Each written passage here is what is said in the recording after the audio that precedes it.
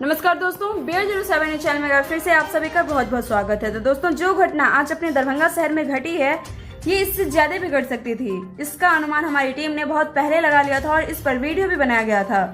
Video बनाने का उद्देश्य था आम लोगों के पास पहुंचे, प्रशासन तक पहुंचे और इसका निदान किया जा सके। शायद हो सकता है कि हम अपने उस कार्य में असफल हो गए, मगर जिस चीज का डर था आज फिर वही हो गया है। जी हाँ दोस्तों, हम बात कर रहे हैं रामबाग के पास जो द्वार है उस पर पुल जो क्षतिग्रस्त था बहुत पहले से। जी हाँ दोस्तों, बड़े बड़े भारी भरकम सामान के साथ वाहनों के आने जाने की वजह से पुल क्षतिग्रस्त हो गया था। फिर भी लोगों का आना जाना वहां पे बंद नहीं हुआ था और ना इसकी जानकारी प्रशासन को हुई और ना कोई आवाज उठाया था।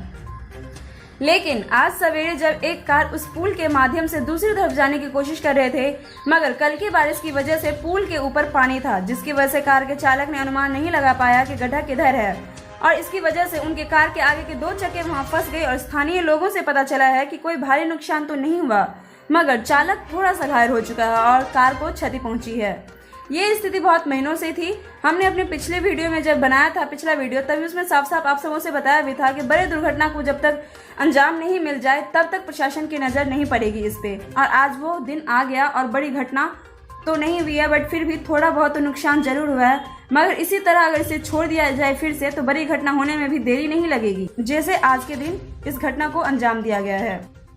एक बार फिर से इस न्यूज को दिखाने में असफल हो चुके हैं। हमें उम्मीद है कि इस बार आप लोग खुद सफल करेंगे और इसे इतना शेयर करें कि वह पुल मरम्मत के लिए किया जा सके, मरम्मत के लिए प्रशासन तक ये आवाज पहुंच सके।